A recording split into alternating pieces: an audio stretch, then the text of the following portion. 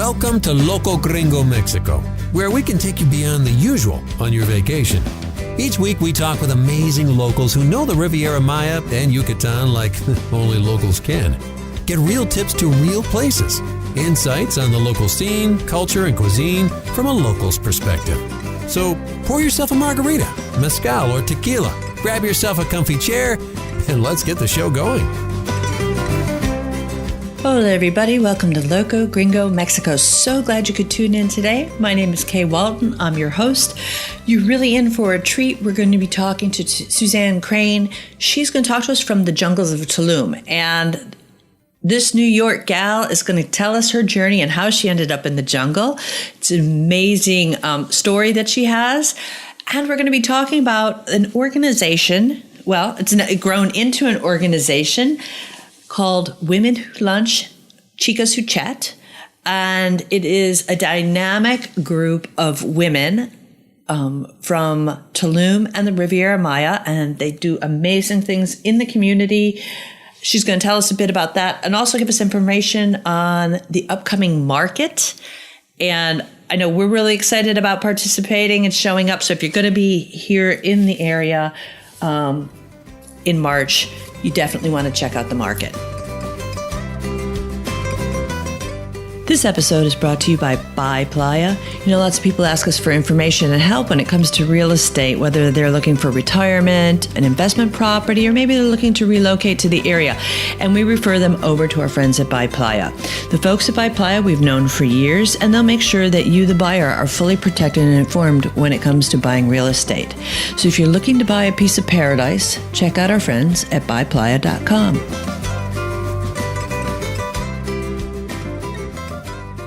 Hey, Suzanne, good morning. How are you? I'm just fine. The skies are sunny after weeks of rain, and I'm sitting here in my kitchen looking out at my very lush 5 acres of jungle in Tulum. Oh, man. I bet it's nice with all those little critters running around and everything. I happen to love the little critters, but, I've had some experiences, unfortunately, with guests that come from, the States and stuff that aren't quite accustomed to them. But, the jungle is the jungle. I chose to live in nature. So I embrace it and I respect it. So it always begs the question is, how the hell did you end up in the jungle in Tulum? That's actually a rather long answer, but I'll try and do the Cliff Notes version. Well, if the long version's super entertaining, you're welcome to go for it. I can't wait to hear. I can't wait to hear your story about your journey. Okay. Let's see. I'm from New York originally. I studied journalism at Ohio University years and years and years ago. And ended up in New York City, where I started working for punk clubs and actually ran a very, very famous punk club in the 80s. I was very much, the underground kind of chick with the black makeup, and I wore black for maybe 10 years, nothing but. I also found out there's different shades of black, so not everything actually matches. I know. But anyway, so I had a great time in the 80s, and, it was a kind of wild time in New York City. And so I sort of found myself, how can I say this? Living on the fringes, which I always seem to gravitate towards. Flash forward, I ended up, having to take care of some substance problems, which I'm now 26 years sober, and I say that because I am very proud of it. No, you should be. Congratulations. Thank you. And so I started working in the real music business, and that's what I did for almost 25 years. I was a public relations executive. I started in New York with at the time, the most famous PR firm. I mean, we had everybody. We had Prince, we had Bette Midler, we had Talking Heads, we had Michael Jackson. I mean, on and on. I mean, everybody. And that's how my career kind of started. I'm the accidental success story. And yeah, so I worked with some, really famous artists and found that I was actually quite good at it. I was hired away by one of my artists back in '88 to go on tour with them, and that changed everything. I was sex, drugs, and rock and roll, like literally. And I ended up moving to Los Angeles in 1989, worked for a record company, worked for some independent PR firms, started my own company, which I had for, 7 or 8 years, a boutique PR firm, and I was doing great stuff. I was working the Grammys, and I did Farm Aid, the first one. I did, Rock in Rio 2 in Brazil. I did the Wall concert in Berlin when the wall came down, the Roger Waters event, and on and on. And it was great, and I was finding my footing, and I was good at it. And at that point, I had gotten sober, so I was actually doing my job better. And in around 2000, when Napster was really kicking our butts, this was the first time that the music business had to wake up and realize that people were taking music off the internet for free. And of course, we were in the business of selling records. And really, long story short, the company I was working for, I was a senior vice president of media relations, went out of business. And I went from earning 6 figures to 0 in one day. And I had just bought my first house in the Hollywood Hills. And it just, it just threw me for a loop. And not just me, many people, companies were going out of business. The smaller ones were merging under the aegis of the big four. There were a lot of qualified people, such as myself, finding themselves out of work. And they didn't pay me severance. They didn't honor my contract. So after a little mini meltdown, I was freelancing for several years. And then a few years later, I just said, F it, I've had enough. I had this epiphany that the universe is pushing me in another direction. And at 47 years old, I sold everything I owned, my house, my car, my furniture, my clothes, and I packed a backpack and ended up on the road for 14 years, backpacking around the world. And yeah, I was everywhere. On my own, solo. And it was such an amazing experience because I found out who I was. And I really found out what I was made of. And I chose mostly developing nations because having lived in Los Angeles, I was, my perspective and my brain was tweaked. No matter what I had, someone had more. And you get caught up in that Hollywood, my car isn't good enough, my house isn't good enough. And I knew that was wrong. So I spent many years in India, and I lived in Jordan with the Bedouins. I all over Southeast Asia, Bali, Colombia, Ecuador, Fiji, Tahiti. I don't know. I just kept bopping all over the world. And I found out, my hobby, which was jewelry making, actually became my source of income and support. I found out that I was very much more humble than I thought I was. I would do anything I needed to do to support myself, including waitressing. I ended up also doing a lot of charity work around the world. I happened to have been in India during tsunami and did a lot of that. And I helped the people there. I did an article for Elle Girl. I'm a freelance travel writer. I don't know. I just made it work. And I kept going and going and going, sort of like, what was it, the Ever-Ready Bunny or the Energizer Bunny? And, the first years, it was so liberating and so enlightening and so exciting. I felt like I was alive. I just went where I wanted, when I wanted. And it was very linear at the beginning, you know? I mean, I went from Thailand to Laos, you know, to Cambodia to Laos, and crossed over to China, and then I went to Tibet and Nepal and India. It all made sense. And then it stopped making sense. I just started, you know, I'd meet somebody and they'd say, oh, you want to go here, or have you been here? And I started sort of pinballing around the world with no real goal. And then some years, about 6 years ago, I lost both my parents in a fairly short period of time. And that really threw me, because I had been using their house in Florida sort of as a base. You know, I kept whatever few things I still had at their house. Every couple of years, I'd go back there just to kind of regroup and figure out my next move. And all of a sudden, I literally had no place to go. You know, I mean, nobody. And that's when I started feeling aimless and rootless. Rather than free, I started feeling, like aimless. And that was not a feeling I liked.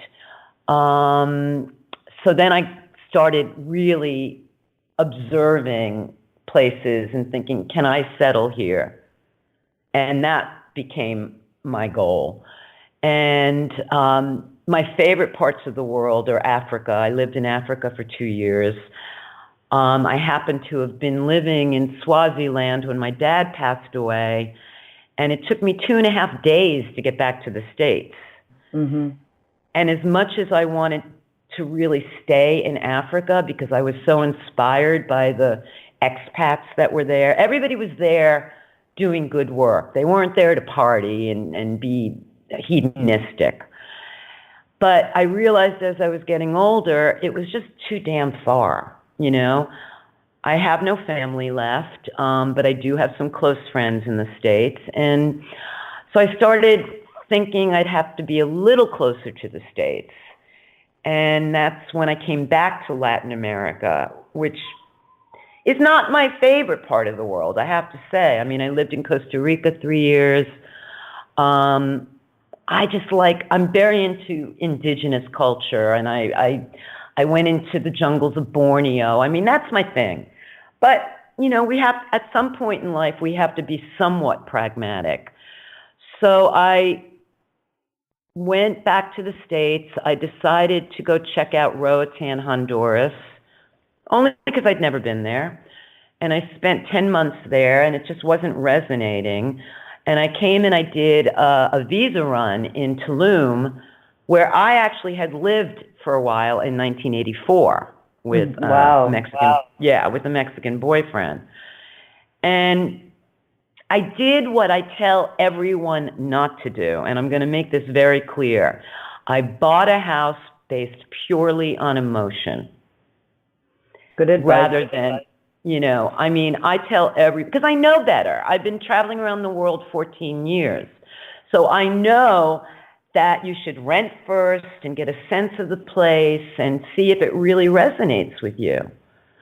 Because for me, places are like relationships. You know, there's either chemistry or there's not. And everybody responds differently to different places based on their what they're looking for and their own chemistry. Mm-hmm. So anyway, I came here. I liked the idea that it was still rather bohemian, so had proximity to amenities in Playa, for instance, 45 minutes away. There was an international airport close enough to be able to still travel. And so I bought this house in the jungle because I didn't want neighbors. And it's so funny. I started as the most social person in the world as a publicist. And as I got older, I've become sort of I don't know, it's an oxymoron, but I'm a social recluse. And that's, I make my jewelry, I read, I entertain myself. And that's what brought me to Tulum. And I arrived here, I bought my house, and I moved here in April 2016. What did you? And I'm taking a breath now, so you can ask the question. No. So with that, after traveling around and everything, and you've got a lot of experience in developing countries in the third world, what did you find most difficult as you made Tulum your home? To be honest, okay, you might want to edit this out, but I'll be really honest. The expats. Mm-hmm. I mean, I don't care how long you've lived in third world countries. I'm an American. I'm a New Yorker. You can take me out of my environment, but I'm inherently an American. And I can't stand it when people don't show up or they just flake. And workers but I also recognize that we're in an area now that is experiencing growing pains, as are the locals. Mm-hmm. And, the Mayan communities have never, their whole lifestyle and their whole perception of time and commitment is very different from us. So when someone says, I'll be there at noon on Monday, and they just never show up, that took me a little while to not freak out, and now I still don't like it, but I accept it. Yeah. And I think, and it's an evolution process. Yeah. And maybe, exactly. That people learn either they be our time or we learn to bend in our expectations or, and to eliminate the frustration. Well, that's, I did a major remodel on the house I bought, and it was very difficult. I also got ripped off, but I haven't gotten ripped off by locals. I got ripped off by a Canadian builder for $22,000. So I find, I don't have trouble making friends. I mean, I traveled the world alone for 14 years and I have friends all over the world. I'm, obviously a pretty A-type personality. I'm not shy. I'm, all that. However, because I'm living in the jungle and it's kind of a double-edged sword, I wanted to create what I was seeking when I moved here is, privacy and serenity, which being on 5 acres gives me with nobody around, but it is still a community. So I was hoping I would get the best of both worlds, which is my serenity and my little oasis here, and also having neighbors that I can rely on and get to. But they're not on top of me, which is why I didn't buy a condo or anything. I don't want to hear anybody's music. I don't want to hear their fighting. I just don't anymore. And so it seemed like a perfect solution to, that dilemma. So, but once I got here, I realized, where do you meet people? When I'm on the road, I'm traveling with other backpackers and hippies. And so, there's like a built-in community. But when you're new in a community and you're living 12 kilometers outside of town and you don't drink and you don't go out at night and you're not working and there's no English language AA meetings, where do you meet people? Mm-hmm. So about two or 3 months into my tenure here, I decided to start a little lunch. And I tongue-in-cheekingly called it Ladies Who Lunch because I spent so many years in LA. It was supposed to be tongue-in-cheek.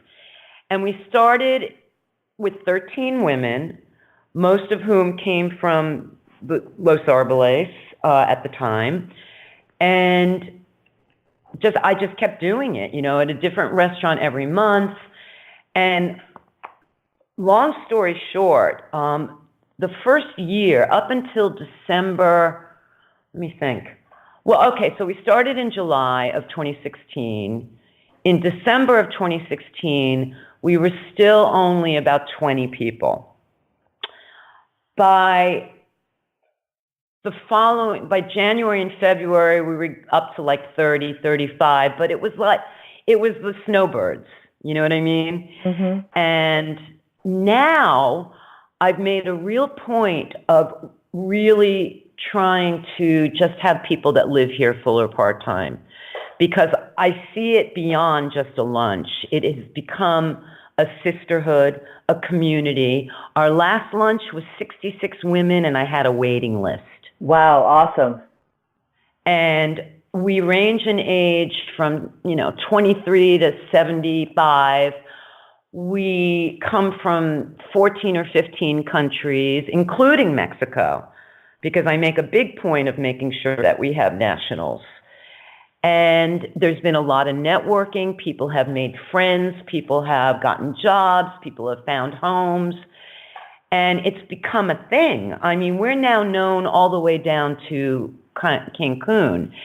And we have a website, a Facebook page called Ladies Who Lunch, Chicas Who Chat Tulum. And as a result of it, we're doing a lot of charity work. There's a lot of people in the group that are doing community service. We have, crystal healers, we have hairdressers, we have, retirees, we have hotel and restaurant owners. I mean, it's really diverse and it's really powerful, I think. And my goal with it is, and if you look at the little interview that is on the Facebook page that they did at the first market. I mean, my goal is not just to make it a ladies who lunch and people go and just bullshit. I think we have the power, the resources, the energy, and the talent to really make a positive impact in this community. And that is the goal. And we decided, I had been thinking for a long time to do an all-female artisan market, because I realized there was so much talent in the group. And, we have designers, and I'm a jewelry designer, and there's all kinds of people.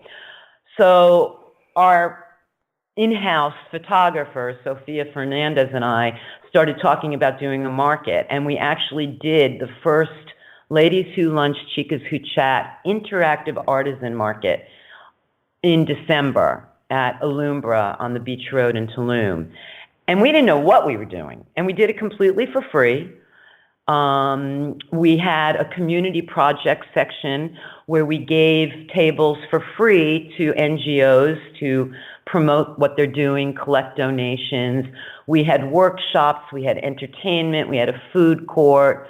It was pretty remarkable. And we are now doing our second one on March 11th. And it's, with what we've learned, it's coming along even better. And so that's one of the things we're doing. And again, we give 20% of all the vendors' rent to charity. Where's the event? I'm sorry to interrupt. Where's the event on the 11th? It's called Alumbra. Okay, it's the same. Okay, I didn't know if you changed locations, like you changed lunch locations. So no. Alumbra on the Beach Road. It's a beautiful event. You'll see when you look at the video. It's really lovely. Okay. And so that's what we're doing. And my goal in this part of my life is to be of love and service to the universe. And, I was very involved with the sterilization clinic. I, was able to secure quite a bit of donations for them. I'm also working for, I'm off the record because I'm not legal, but as a writer, I am, doing some freelance work for Colibri Hotels, writing for them. They also have a community charitable giving division, so I am constantly trying to get them to help projects that I think are worthy. And yeah, that's what we're doing. Wow, that's amazing, and it's really wonderful because there's not you have to really look sometimes for opportunities that the social aspects, social things always happen at happy hour at any given place in any community. And it's nice that, Ladies Who Lunch, it's not just about the social aspects and, meeting new friends and reconnecting with old ones, but actually to have a positive impact on the community. That's just an absolutely wonderful motivation behind it. Great mission. Yeah, that's the goal. And I think, we're going through a little bit of growing pains right now because we've just exploded. I mean, I had somebody in Cozumel want to start we're Ladies Who Lunch, Chicas Who Chat, and I kind of like using Chicas Who Chat more because it's more unique. But I mean, I had somebody in Cozumel say, we want to start a Chicas Who Chat Cozumel. And I said, well, anyone can start a lunch, but I would prefer you don't affiliate yourselves with us because I have very high standards and I don't know how you're going to do it. And I don't know if you're going to honor the same principles that this is built on. I also had people in Playa want to do the same. After our last market, I had a woman, which was kind of crazy. She said, I'd like to do a market in Tao. Can you give us, she said, can you please give me all your vendors and your and your blueprint for the market? And I said, with all due respect, no. No. We were 3 months on getting vendors. I mean, my God. It's amazing. It's amazing how people will come up and ask for things and just think, well, it's no big deal. Can you just give me all that? All the stuff that you've worked very hard for. Can you just give that to me, please? No. What are these people thinking? It's kind of shocking to me that people, everyone says to me, oh, imitation is the greatest form of flattery. And yes, but I see Chicas Who Chat as a brand now. I mean, we really, exactly. The last lunch, we had people coming up from Puerto Morelos.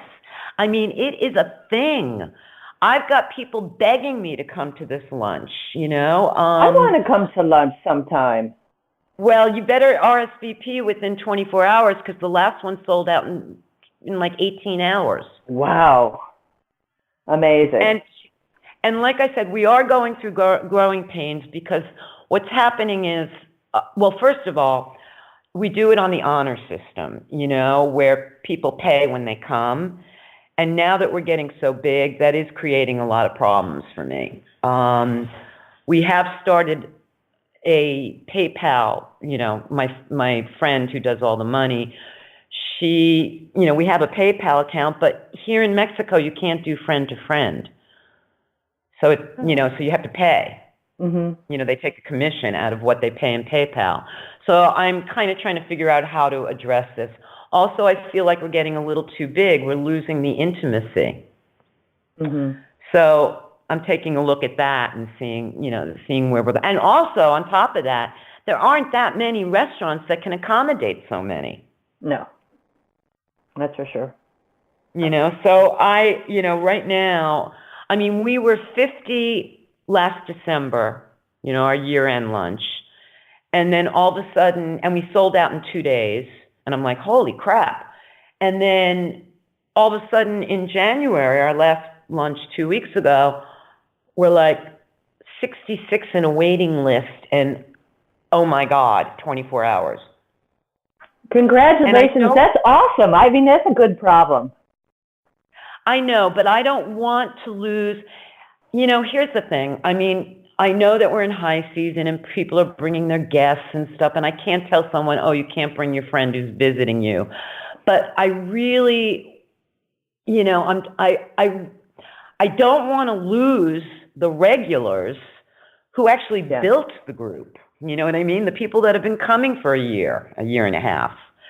And so it's, and I turned down so many people on the Facebook page because the requirement is that you must live in the Riviera Maya, full or part-time, and, be willing to contribute to the group and the community. Mm-hmm. Otherwise I don't want it to be a tourist site because that's not what we're about, in my mind.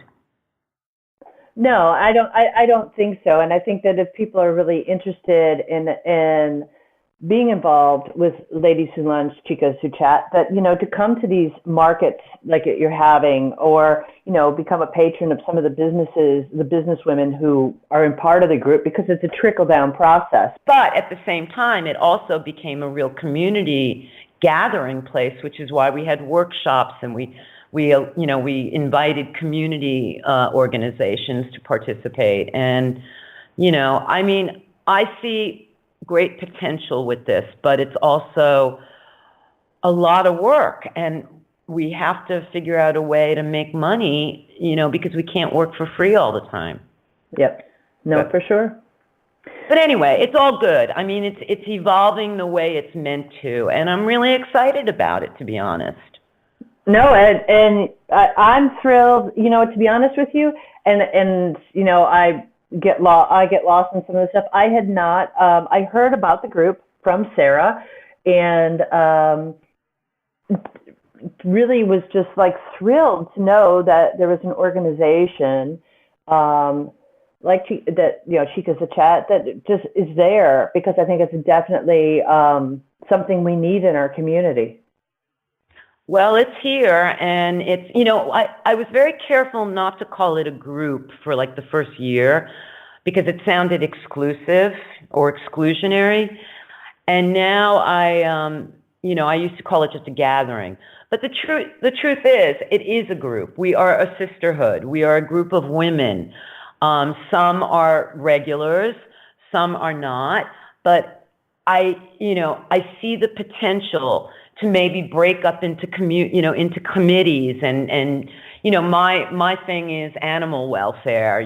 Leslie's thing is recycling. Someone else is into working with children, and I want to see it evolve into something that really puts a positive imprint on our community, because otherwise there's too many people I observe in tourist areas like this that come to places to take and not give back, and I see it all over the world, to make the money, from the tourists, because it's now a hot destination. And I've observed very carefully, because I've been to virtually every hotel and restaurant on the beach road, over the last year and a half, trying to find places to host the next lunch. And some of them are thrilled, and some of them don't give a flying you-know-what. They're like, sorry. I've been quoted, and I'm not going to mention who, by a couple of places, something like $85 for a lunch, or 60 US. I said, you do realize we're all women. We live here. We are your neighbors. But they're not interested in supporting the community, because that's not where they're making their, money. Mm-hmm. But then I had, Habitas and La Zebra and even Casa Malca that was able to work within our 550 peso, budget, which includes, I might add, 3 courses and an alcoholic beverage and tip. Wow. So I work really hard to negotiate with these places, but, I also file away in my mind the places that have just basically dismissed me and dismissed us.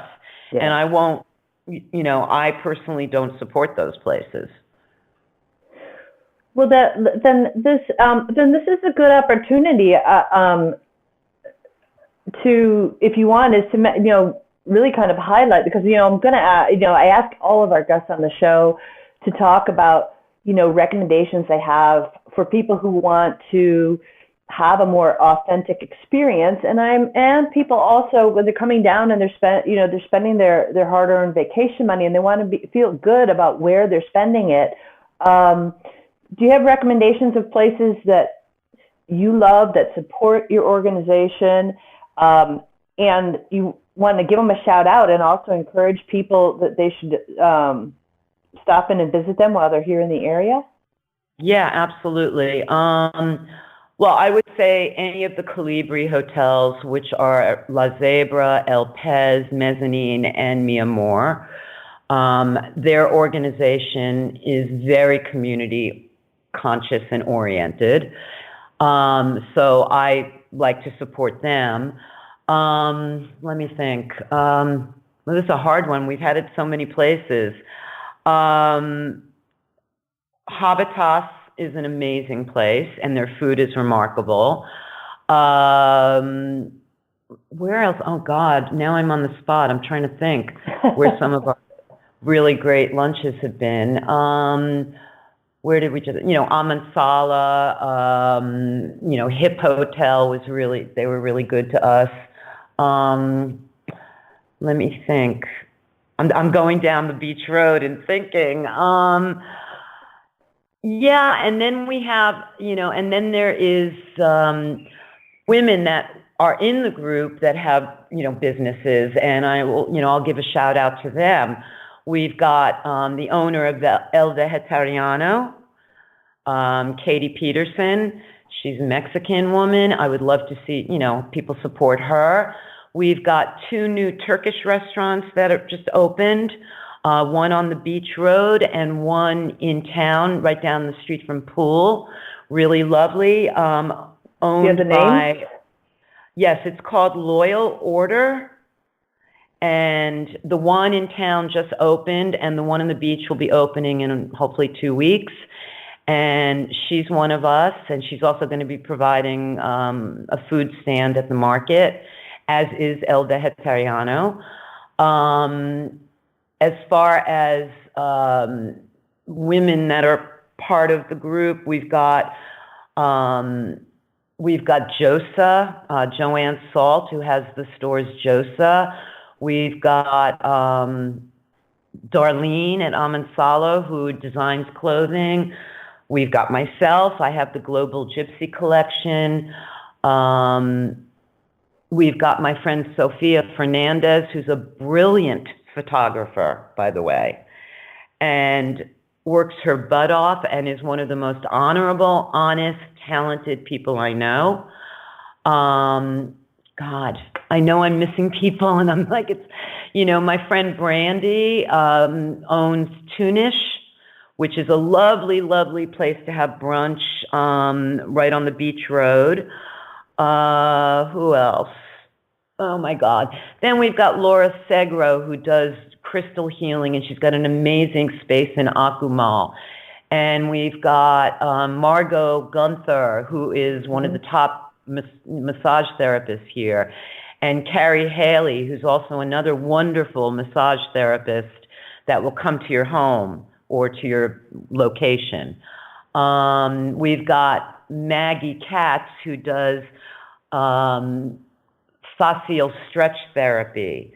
There's just so many. There's so many wonderful women. There's a new site called Tulum Now, who has invited all of our women to post their advertising or what they do. We also have a friend, Lily Espinosa, who does traditional Mexican cooking classes at her home in the jungle. Yep. And, there's just, oh my God. My friend Linda Jacobson, who owns Senzontle, which is a brilliant restaurant. And she also is very, very into essential oils and teaching people how they affect your emotional and physical well-being. Wow. You know what? I'm sure we have notes for every podcast, and we'll have them for our conversation.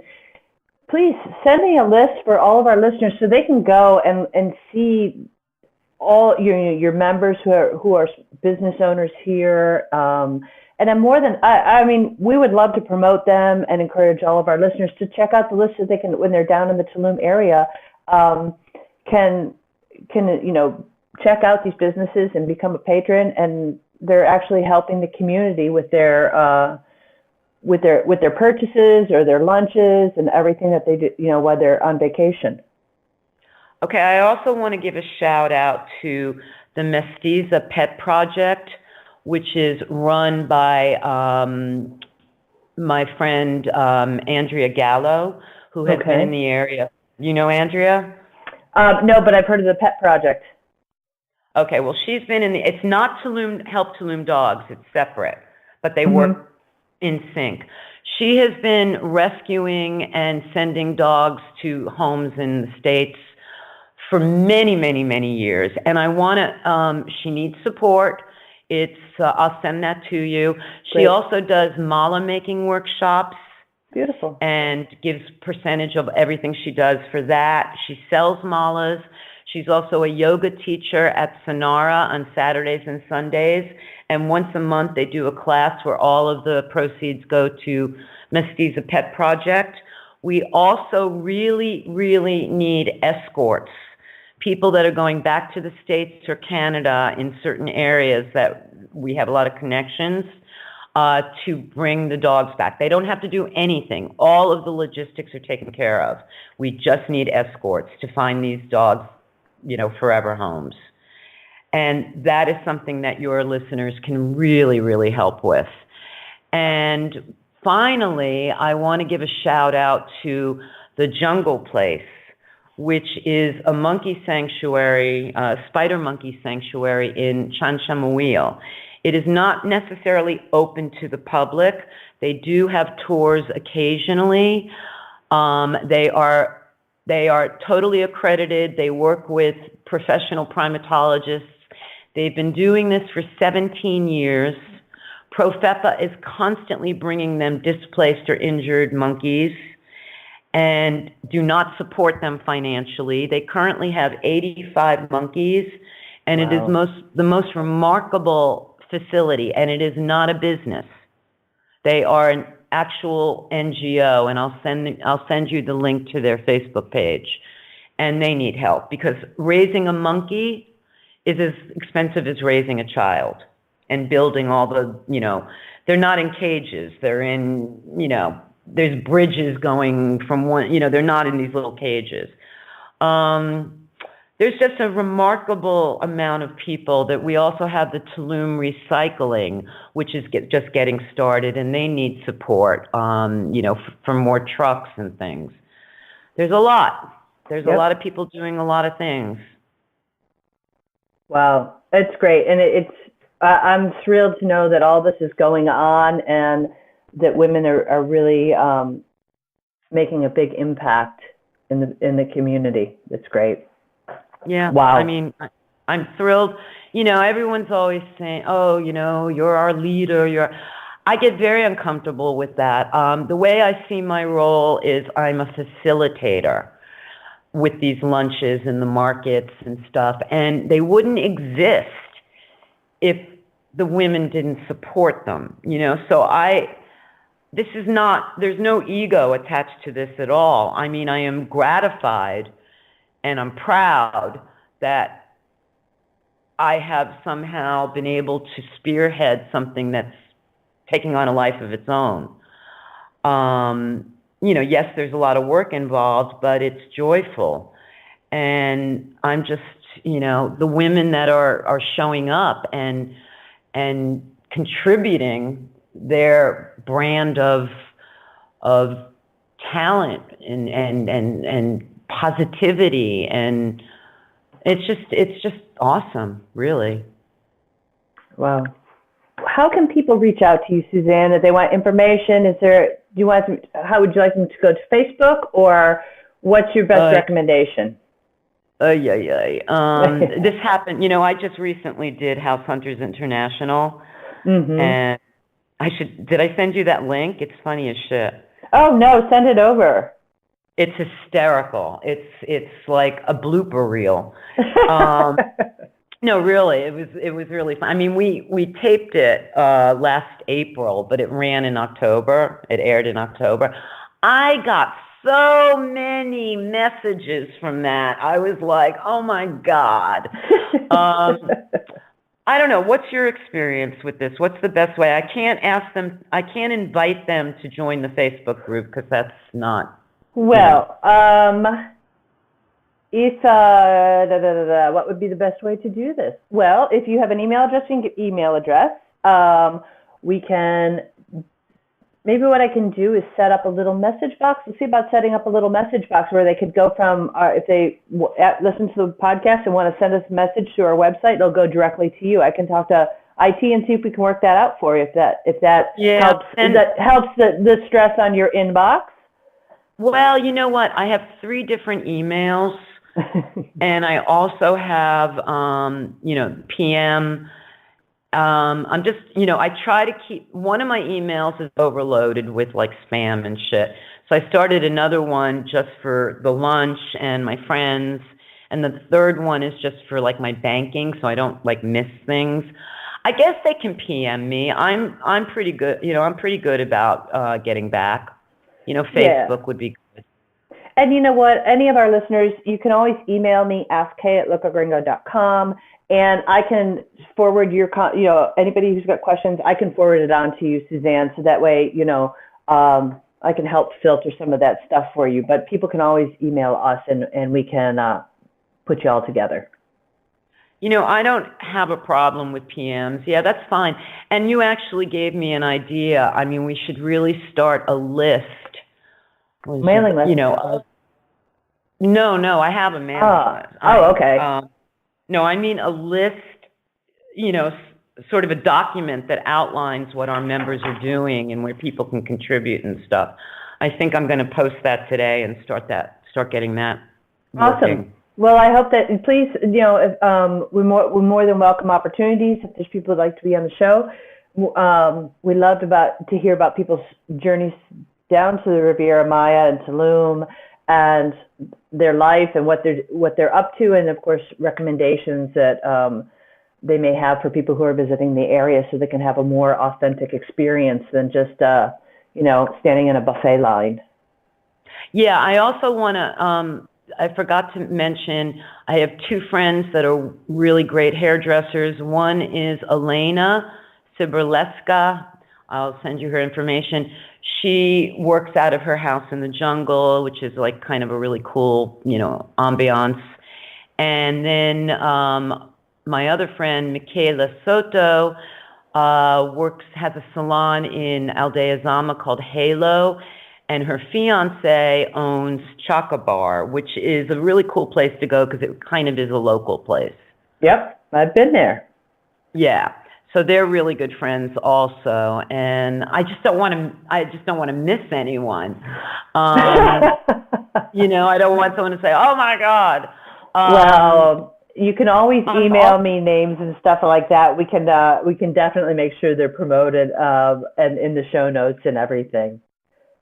I mean, there's a few other people I can recommend that you speak with. I think Andrea Gallo, you could talk to her about what she has a different perspective because she's been here 11 or 12 years. No, this has been a great opportunity to find out learn about your background and everything, and to talk about Chicas who chat, ladies who lunch. Really cool what you're doing, and really congratulations. And I'm thrilled that you took the time to chat with us. Oh, thank you so much. It was an absolute pleasure talking to you, and I look forward to being able to do more with you guys. And thank you for your support. Absolutely. Well, are you inspired now to move down here?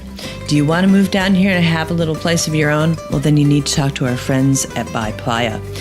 They have a friendly and knowledgeable international staff. They speak lots of languages, and they are known as being a buyer's agent. Well, what does that mean? That means they are only going to show you and sell you properties they know that have escrituras, and an escritura is a title. And it's part of their due diligence to make sure the title is clear, there's no liens, and that the person who's selling the property is actually the owner.